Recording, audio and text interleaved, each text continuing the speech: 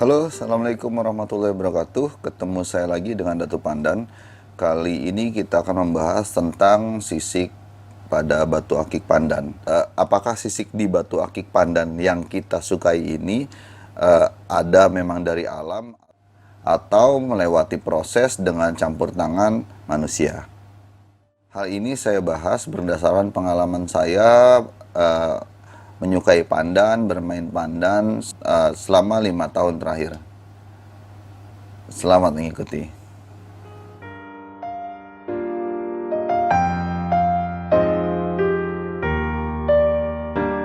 Kita flashback dulu ke kondisi pertama-tama awal booming batu. Sekitar 6 tahun lalu atau pada tahun 2014 ada komunitas pandan.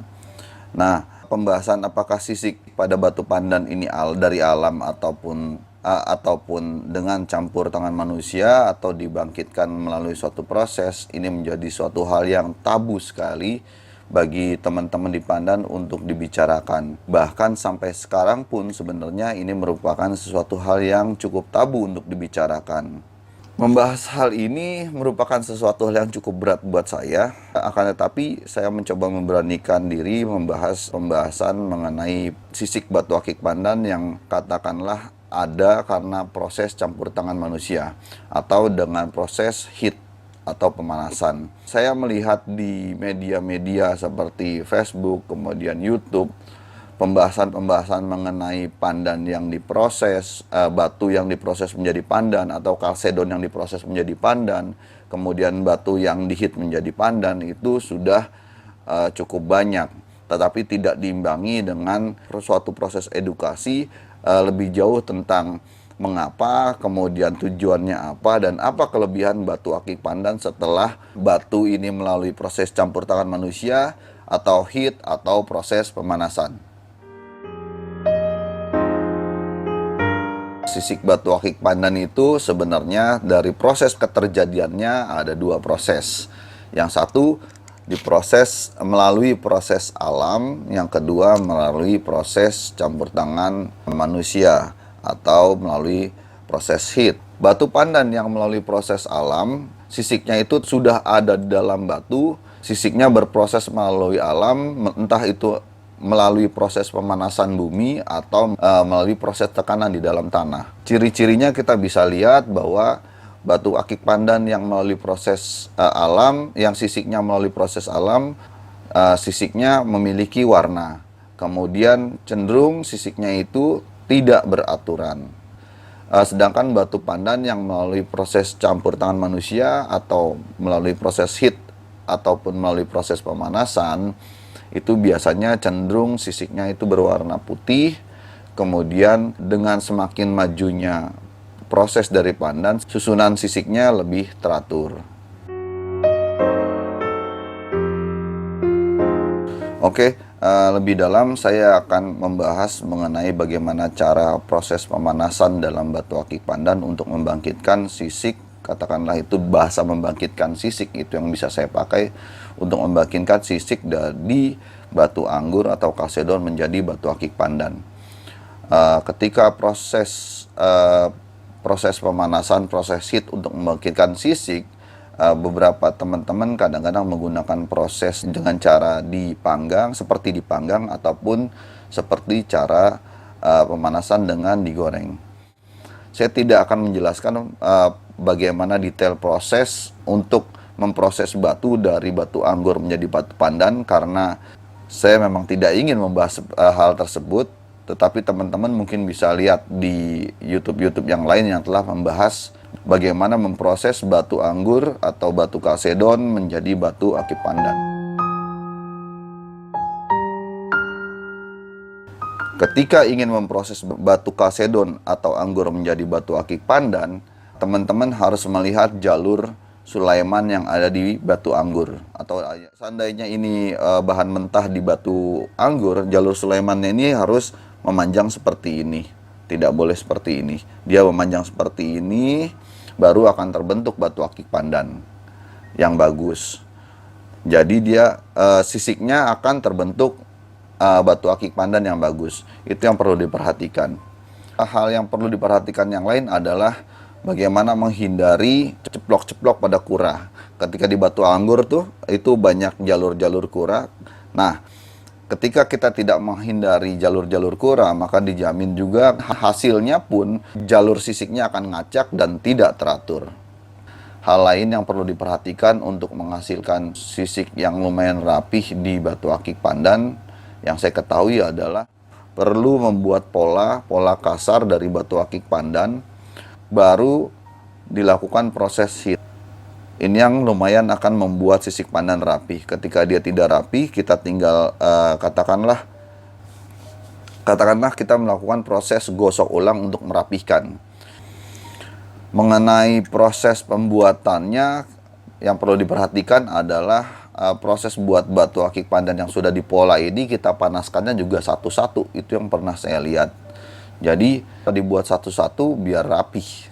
Jadi, ketika memproses batu atau melakukan hit pada batu, kita juga perlu melihat tuh pada saat pemanasan sisiknya sudah muncul atau belum, sudah rapi atau belum. Jangan prosesnya terlewat. Jadi ketika dipanaskan batu itu mulai muncul sisik sedikit-sedikit gitu.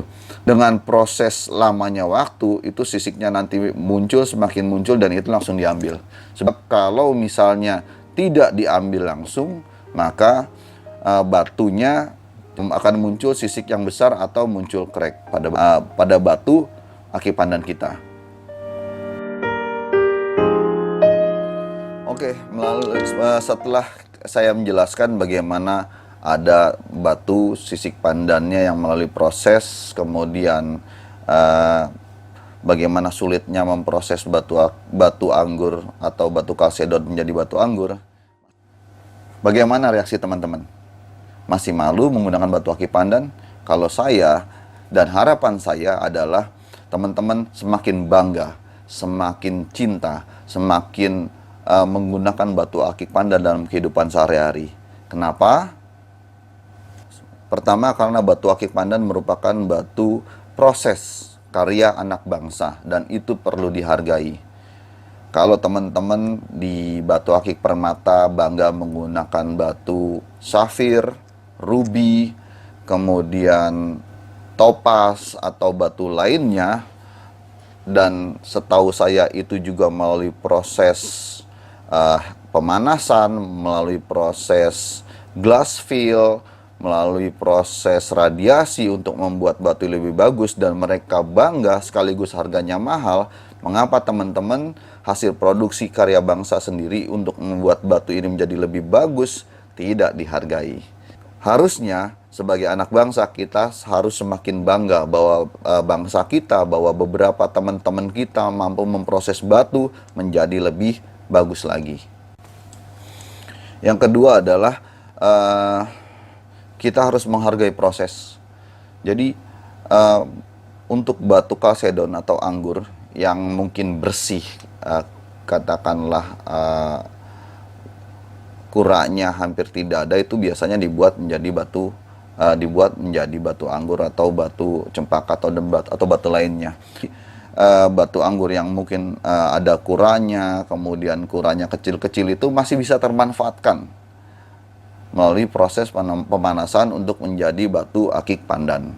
Walaupun sisiknya mungkin agak kurang rapih gitu, tetapi ada proses untuk membuat katakanlah batu-batu yang tadinya kurang diminati menjadi batu yang lebih diminati. Alasan yang lain kenapa perlu bangga menggunakan batu akik pandan adalah ternyata nggak semudah itu tuh untuk membuat atau memproses batu kalsedon menjadi batu akik pandan. Karena harus memperhatikan gimana jalur kura, gimana memperhatikan jalur sulaimannya, gimana harus membuat bentuknya dulu. Kemudian harus memperhatikan satu persatu agar batu akik pandan yang dihasilkan itu tetap rapi. Jadi ini melalui proses yang panjang, ini melalui proses yang nggak mudah gitu. Dan itu proses harus dihargai. Dan proses itulah yang harus dihargai sama teman-teman ketika kita menggunakan batu akik pandan.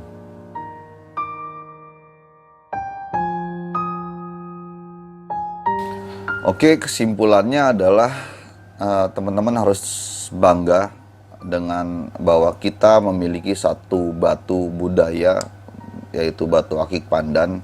Bangga kita menggunakan batu akik pandan yang merupakan hasil proses produksi dari teman-teman, dari anak bangsa kita sendiri. Dan kita harus bangga karena proses produksi yang dilalui juga tidak dengan mudah, tetapi dengan sulit. Kemudian juga harus dengan jiwa seni biar batu akik pandan ini menjadi ada. Demikian dari saya, semoga bermanfaat dan semoga membuka wawasan teman-teman dan semoga teman-teman semakin mencintai batu akik pandan. Wabillahi taufiq wal hidayah. Wassalamualaikum warahmatullahi wabarakatuh. Salam pandan selalu di jari.